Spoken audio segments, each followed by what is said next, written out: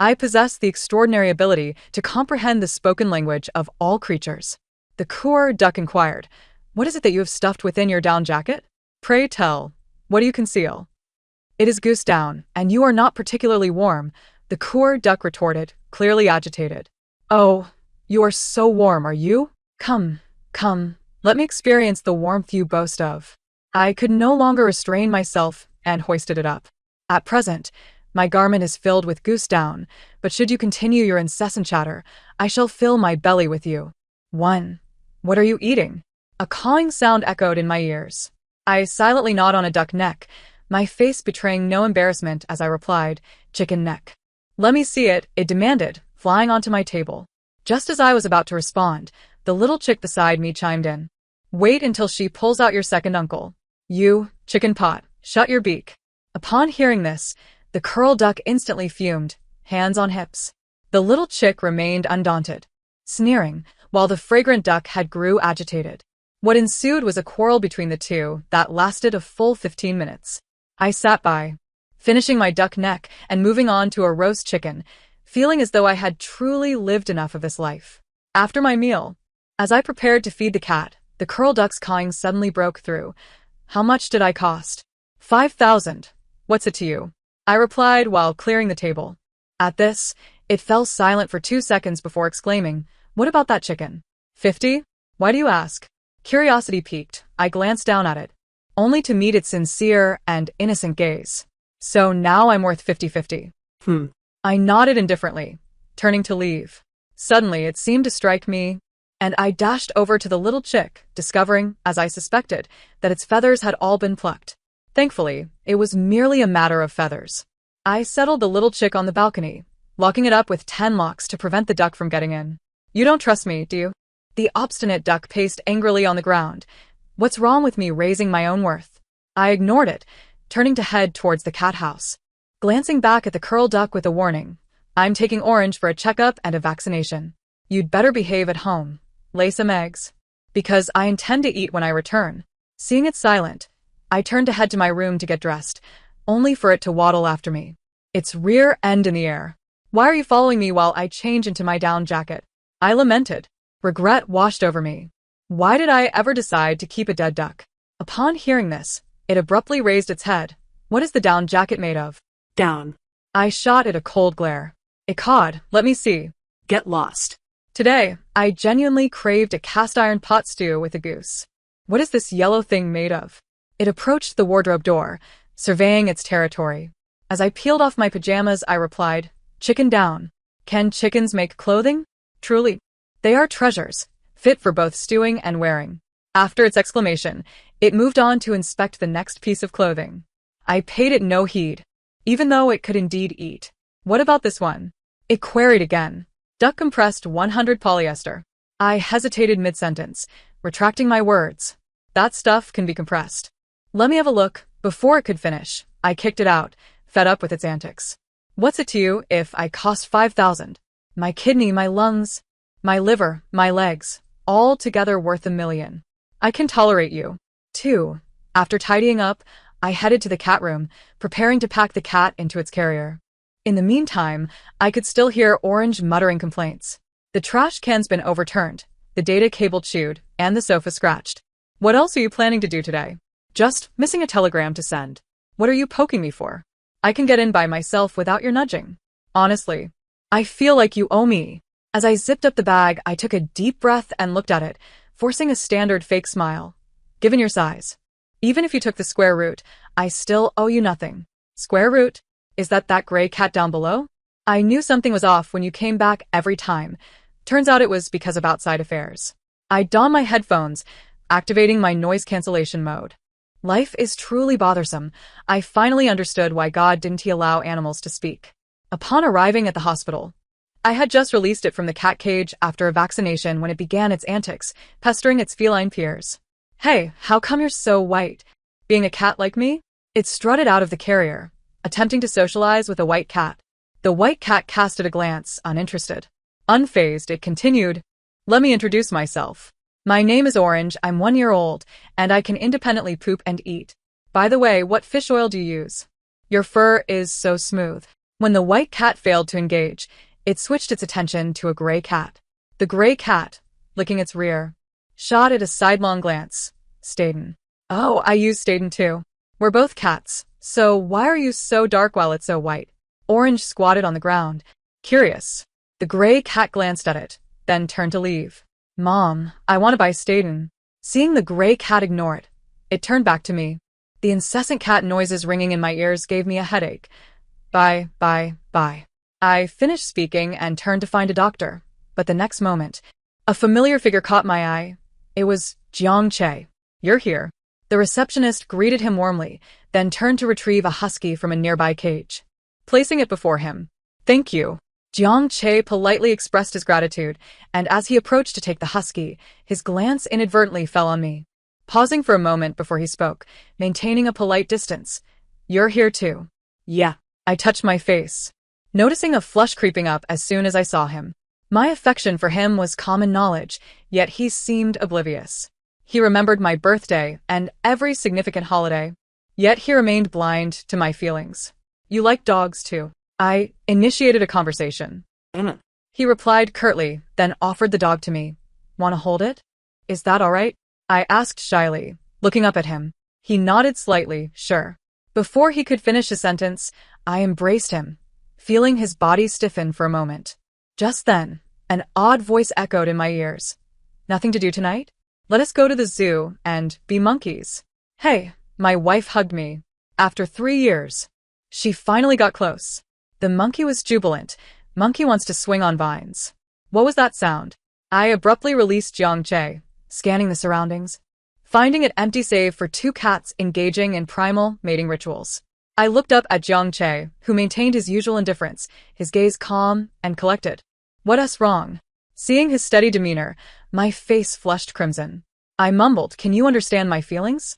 As the words left my mouth, I felt blood rush to my cheeks, realizing the utter inappropriateness of confessing in this setting. The silence lingered overhead until finally, his voice broke through. 3. I awaited his rejection or acceptance, yet was taken aback by the coldness of his response. As he seemed ready to leave, I quickly reached out to stop him. Senior, I actually like you. Just then, the strange voice returned. Oh, we've been like an old married couple, suddenly saying this. Even the monkey feels shy. I looked up, meeting his perpetually calm gaze, my confusion deepening. I released him. Wait, hold on, there seems to be a monkey around here, let me find it. What? Jiang Che was momentarily taken aback, then fell silent, his tall figure standing at the door. The next moment, that voice chimed again. The book says this is how love is conducted, right? Why hasn't the baby monkey, been born yet? I looked up, seeing Jiang Che resting his chin on his hand, seemingly pondering something. Suddenly, it dawned on me, I could hear his inner thoughts. And it appeared he believed himself to be a monkey. His father was the chairman of Huawei Group, meaning his entire family was composed of monkeys. If this truly was his inner voice, did he think we were in a relationship? Just holding hands won't lead to offspring. At least humanity hasn't evolved to that stage yet. I was still grappling with how to articulate my thoughts when his inner voice echoed again. Or maybe the little darling isn't well. So that's why she hasn't conceived? Should we take her to the hospital for a checkup? You should check your brain instead. I gazed at him earnestly. As the conversation drew to a close, I became acutely aware of my own indiscretion. Just as I was about to offer an explanation, he regained his usual composure, though a hint of desolation lingered in his eyes. I intended to speak, but he had already taken hold of the husky leash and uttered a quick, I'm heading back, before striding away with an air of finality, accompanied by a sorrowful lament. Little cabbage, no one loves me. Darling, why do you scold me? Surely she has found someone else. It must be so. Oh, I have been forsaken. Even upon returning home, the incident weighed heavily on my mind. I sank into the sofa, and in a moment of distraction, Orange stealthily approached my water cup for a drink, evading my notice, and indulging in a few more sips. Silly child, still blissfully unaware, as if I had prepared it just for you. Yet, after quenching its thirst, I noticed that it seemed less than content, sitting there licking its paws. What troubles you, Orange? I inquired, gently rubbing its small head. You can share your woes with me. I shall assist you. Really? Responded. springing to its feet and meowing several times in quick succession. Seeing its adorable demeanor melted my heart. Of course, dear one. Then kneel down. I have a favor to ask. In an instant, it leapt onto the fridge, surveying me from its elevated perch. Speak if you wish, if not, so be it, I declared, turning to leave. However, it quickly grabbed hold of my clothing, insisting my brother, the one I swore an oath with, has gone missing. I would like your help in finding him. I frowned slightly. Missing? It sighed, a touch melancholic. Indeed, back when we were wandering, he was a splendid cat. Whenever he rummaged through the trash and found something delectable, he would bring it back to me. He was all muscle, no other cat dared to bully us. I nodded, softening my tone. What is his name? What does he look like? Orange hopped onto the sofa, casually knocking my teacup to the floor. His name is Old Ghost. He has a sleek black and white coat. Black and white? Could he be a neurotic cat? An image of its brother formed in my mind. Upon hearing this, Orange's ears perked up, and it seemed offended. Why insult my brother? I approached and embraced it, gently stroking its fur. Have you seen the black cat, Sheriff? Your brother might have attained a position. Before I could finish, it interrupted with a tone of certainty. Impossible. Why so? I asked, perplexed. Orange raised its tail defiantly. When I left, he told me not to worry. Someone feeds him daily. He mentioned that when he next received a ham sausage, he would sneak it back to your home for me. But I have waited nearly a month without seeing him. I had adopted Orange only 2 months prior. When I first captured it, I vaguely recalled seeing a cow-patterned cat lurking beneath a car, watching from a distance. Orange slumped onto the table, its entire expression drooping. And to think, it feared you would mistreat me. It even caught a few mice for you, refusing to eat them itself, giving you its prized possessions. I fell silent. Realizing that the dead mice at the door had been its doing, I had assumed it was a malicious act and nearly called the authorities. All right, I shall assist you. I rubbed its small head, surprised at how loyal and devoted Orange was. It moved me. It began grooming itself, then seemed to remember something. Oh, bring that silly cat along as well. It can entertain us on the way. Is that polite? I withdrew my hand, nearly tempted to swat it. Orange rolled its eyes and retorted, and you call my brother neurotic. Is that polite? I chuckled, amused by its protectiveness. Very well, I apologize. If we find him, I shall adopt your brother. How does that sound? Orange flicked its tail, turning its head away in a haughty manner, clearly displeased. Previously, someone adopted me, and I was overjoyed, thinking I finally had a home. But when summer arrived, they cast me aside for shedding too much fur, and I believed my owner had simply forgotten to take me along. Thus, it had chased after them, drinking from rivers when thirsty and scavenging for food, only to return home and discover a new cat, a beautiful ragdoll. I lowered my gaze, beginning to understand. That family must have desired a ragdoll and intentionally abandoned Orange. I looked at it, and there was a flicker of melancholy in its eyes. I approached and gathered Orange into my arms. Do not fret. I do not disdain you. Let it come. Really? Orange turned to me, joyfully mewing. Then, I thank you on behalf of my brother. Time is of the essence. Hasten to procure a litter box. Do not let my brother suffer. Ensure food bowls, a cat tree, and playthings are all arranged. I closed my eyes and took a deep breath, restraining myself. I awaited Jiang Che at the entrance, still needing to explain the previous incident to him. After all, I ought to be the one visiting the hospital. Given that hearing animals speak is rather peculiar, and I had not meant to insult him. Suddenly, I heard the sound of a car coming to a stop and looked up. Jiang Che had just stepped out of the vehicle. Upon noticing me, his gaze lingered for a moment before quickly shifting away, as if nothing had transpired, and he walked past me. Senior, is this your home? I blurted out, momentarily at a loss for words. I observed his fingers falter as he entered the passcode, and when he turned to look at me, his expression resembled one of disdain. He then coolly acknowledged me with a curt HM. He entered the house, leaving me standing in place, uncertain whether to advance or retreat. Fortunately, his inner thoughts echoed in my ears. Strange, I left the door open. Why isn't she coming in? What is she doing standing there? Could she not just enter and ask for a cat to help? Orange emerged from my bag, its eyes brimming with curiosity.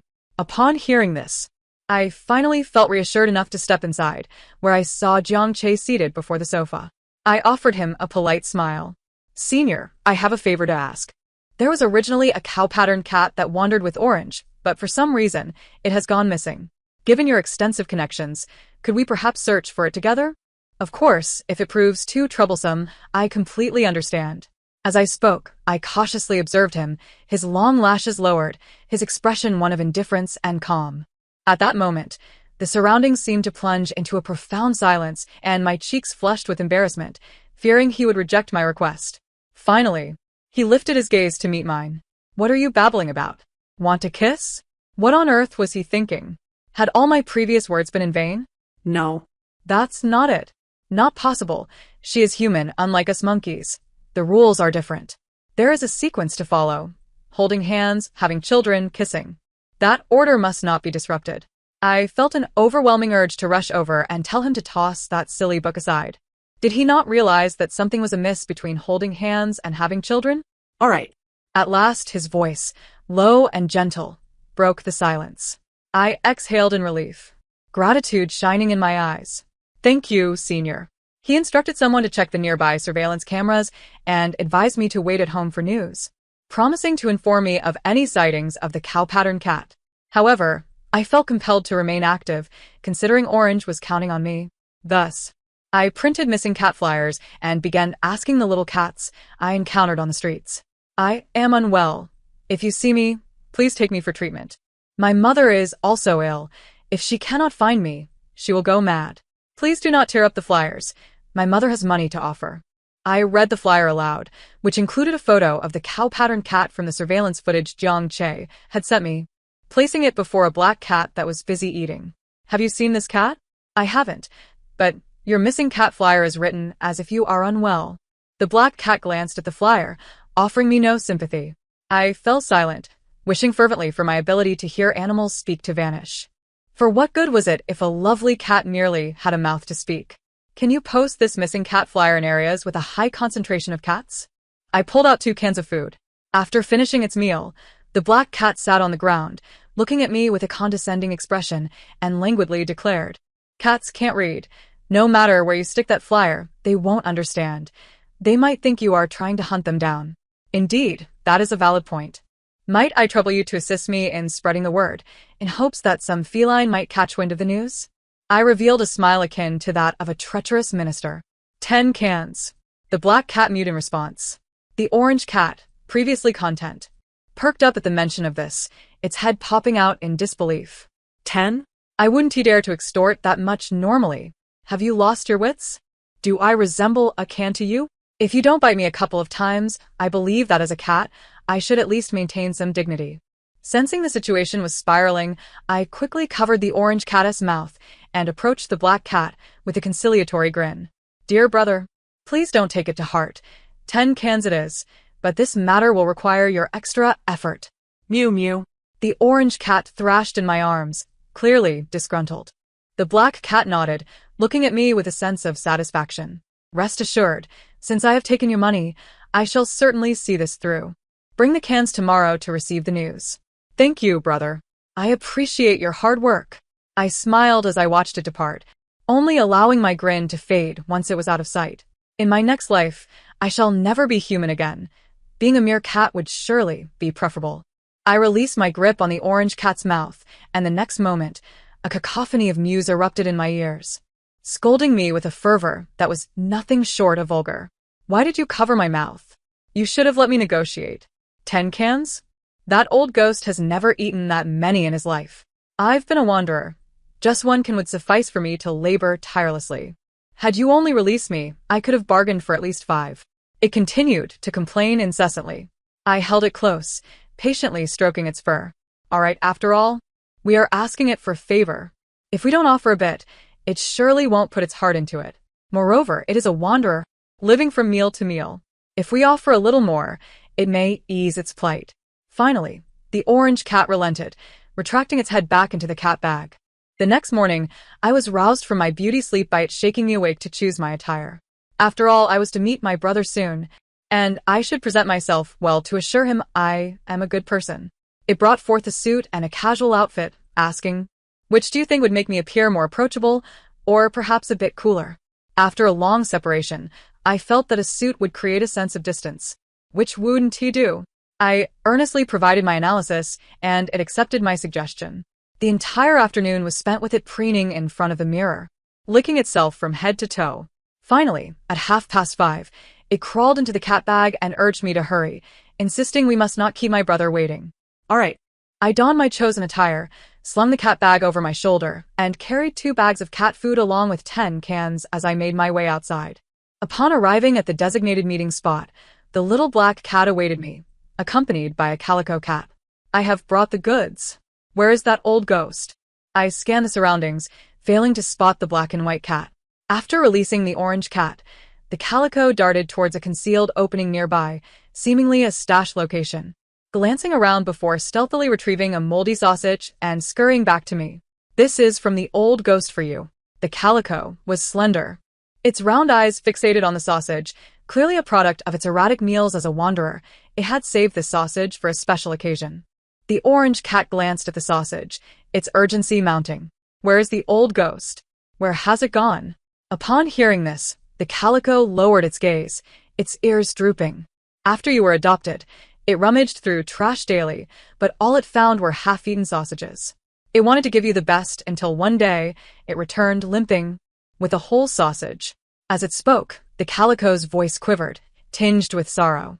It thought the old ghost was given food by someone else and joyfully ran over to retrieve it for you, only to discover a mouse trap hidden beneath the leaves.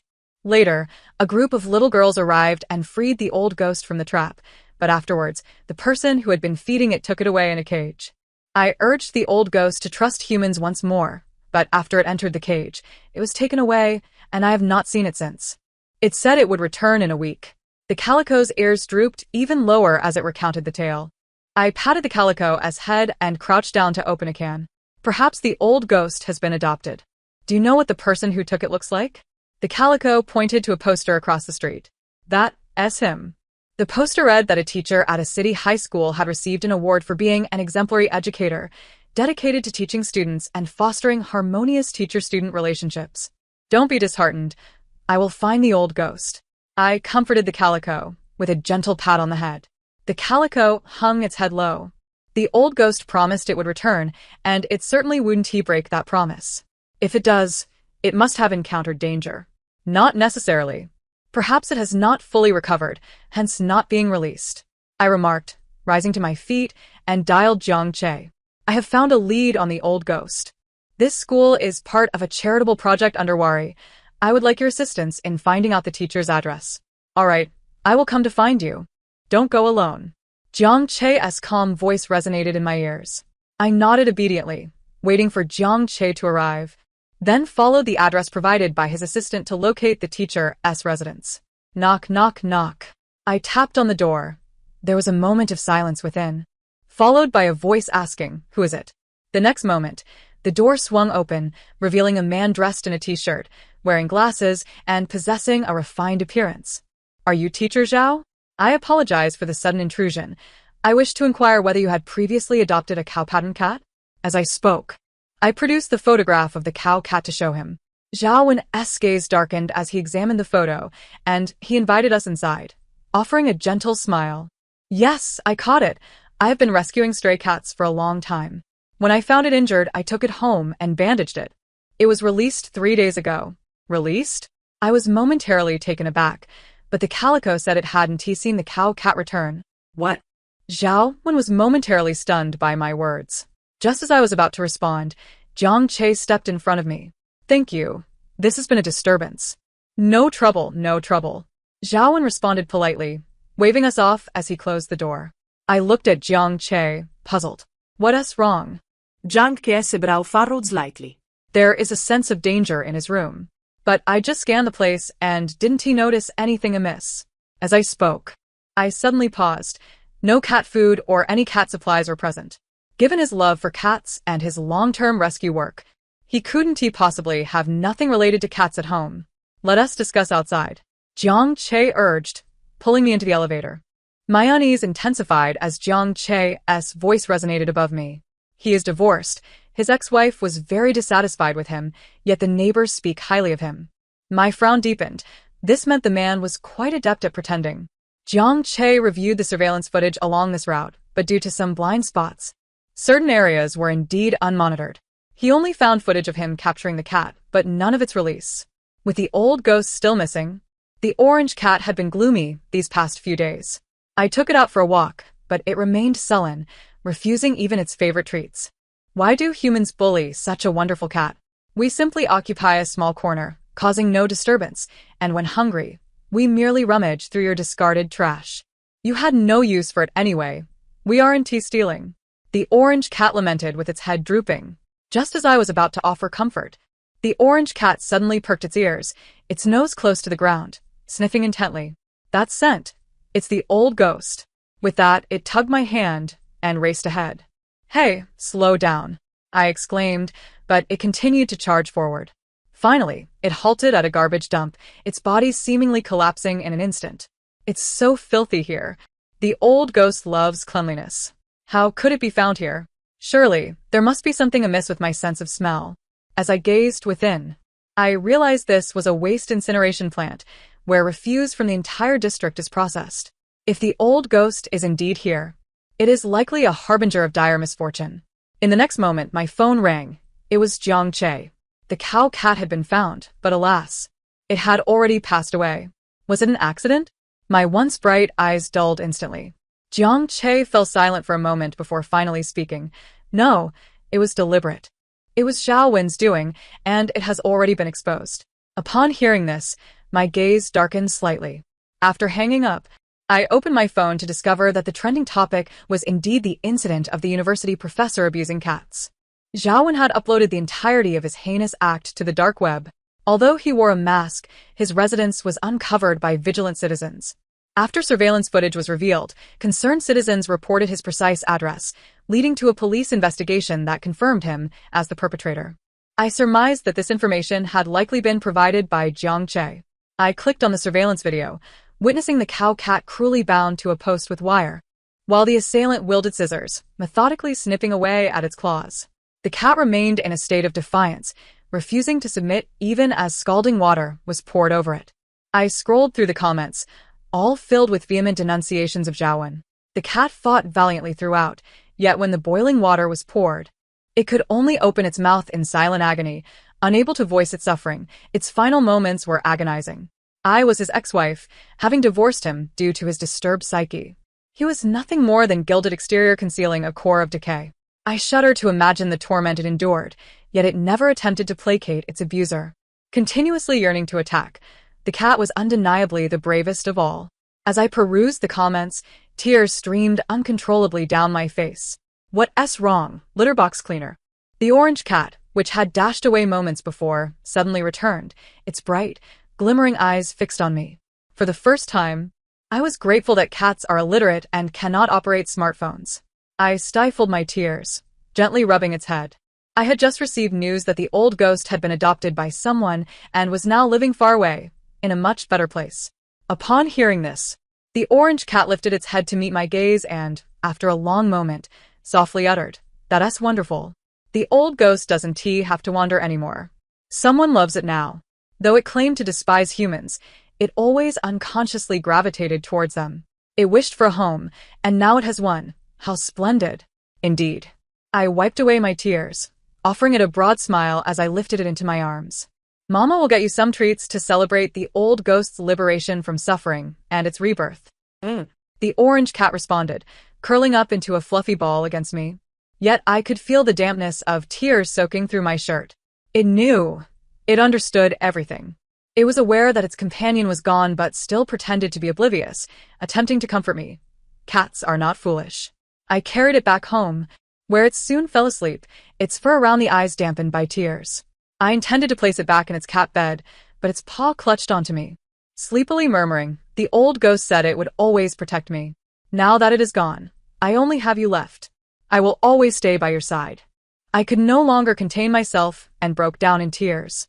The old ghost was such a wonderful cat, even with an injured leg. It would bring back ham sausages for the orange cat. Had it not been for Xiao Wen, the three of them would have lived joyously together. The affections of cats are so pure, they could have remained lifelong friends. It innocently walked into the cage, believing it had found a home again. only to tumble into an abyss instead. Shortly thereafter, the police discovered that Zhao not only abused cats, but also had a criminal history. He had even caused his own daughter's demise, not by accident, but in a bid to commit insurance fraud. His wife took him to court, and he was ultimately sentenced to life imprisonment. He got what he deserved, yet the old ghost could never return. The end. Thank you for listening. We shall meet again in the next story.